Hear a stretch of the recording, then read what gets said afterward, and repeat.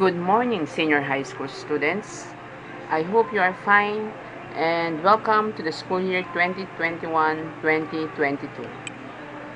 According to Deped Secretary Briones, education cannot wait. So, despite the pandemic, education must continue.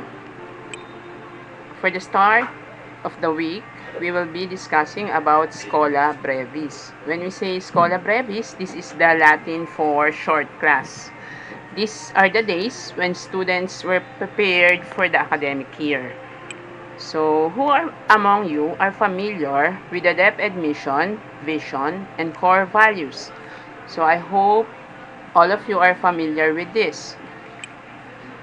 We will be discussing about the Deped Vision. What are my objectives for this session? Number one is to explain the importance of Deped Vision to teachers, students, and stakeholders. Number two, to appreciate the relevance of the Deped's vision to teachers, students, and other stakeholders' lives. And lastly, to create a vision board in your study area where you can see it. The Deped Vision. We dream of Filipinos who passionately love their country and whose values and competencies enable them to realize their full potential and contribute meaningfully to building the nation. As a learner-centered public institution, the Department of Education continuously improves itself to better serve its stakeholders. Now, word hunt. I want you to look for the keywords that states the purpose of Deped Vision and give examples of actions that demonstrate the concept. So very good. You were able to identify the keywords. Now let me go one by one with the different lines in the Deped Vision. The first line, we dream of Filipinos. When we say we dream of Filipinos, this is a wish or a prayer, a hope that we diligently work towards. We will work hand in hand in order to achieve this dream. This is our duty as Filipinos. Next, who passionately love their country. We want to produce Filipinos who are patriots, proud of being Filipino, willing to die for our country, eager to render service to fellow Filipinos, and lastly, to aspire for the development of our country. So, how about you, students? How do you show your passionate love for country? Are you willing to die for our country? Yes, the heroes before do this. They are willing to die for our country. But for you, as the 21st century learners, you can do in your own simple ways things to show that you love your country. So I hope you are showing how passionate you love our country because we are Filipinos and we should be proud of this. Next, whose values and competencies? We give importance to values. We are competent with a heart. Filipinos are known for the values such as po and opo. So we are very proud of that we are the only country that use the po and opo as a sign of respect. We also use mano po as a gesture of respect for the elderly. We are also competent with a heart. Enable them to realize their full potential. The DepEd or the Department of Education wants the students to be equipped with 21st century skills, collaboration, and discipline.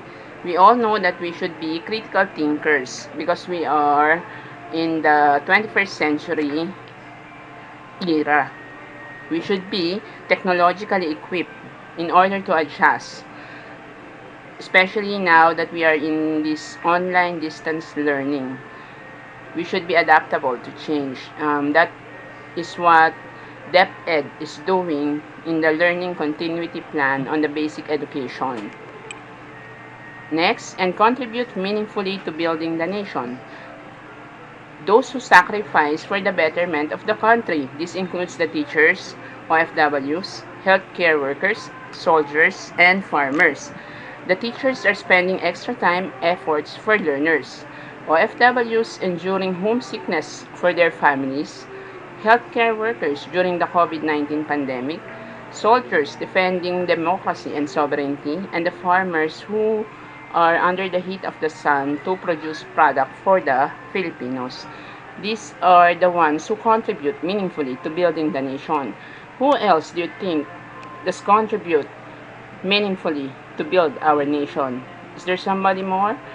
Is there anyone who you know that contribute meaningfully to building our nation? Okay, that was very good. Next, as a learner-centered public institution, Filipino learners is priority. So DepEd offers a variety of programs, learning experiences, instructional approaches, academic support intended to address distinct learning needs, interests, aspirations, and cultural background of diverse learners. DepEd has different strategies for different learning needs. When DepEd realizes that we need a senior high school, so they implemented the K-12. We also have the ALS or Alternative Learning System. So DepEd addressed different learning needs and interests of students through different strategies. Now, as your assignment, I want you to make a picture vision board. Through the dreams of the students, they will be able to fulfill the desire of the country and contribute meaningfully as a citizen in building our nation. So in your own simple way, what can you do to help DepEd attain its vision? You can answer these questions by putting pictures in your vision board. And you can put a slight or small caption to describe your vision. So for the guide questions, is DepEd vision important to students, teachers, and stakeholders? Why? So DepEd vision is important because this serves as a guide of the department in what way they are going in order to improve the education in the Philippines. How do you show your love for our country? That was answered earlier. How can you help DepEd attain its vision? So you can answer that by using your own picture vision board. So now I want you to answer this and fill in the blanks about the DepEd vision. So let me start and let me answer. We dream of Filipinos who passionately love their country and whose values and competencies enable them to realize their full potential and contribute meaningfully to building the nation. As a learner-centered public institution, the Department of Education continuously improves itself to better serve its stakeholders. So that was it. That is the DepEd vision. I hope all the things that you have learned will be taken by heart and you will practice what is said in the DepEd vision. So for our reflection, I want you to complete the open-ended statements.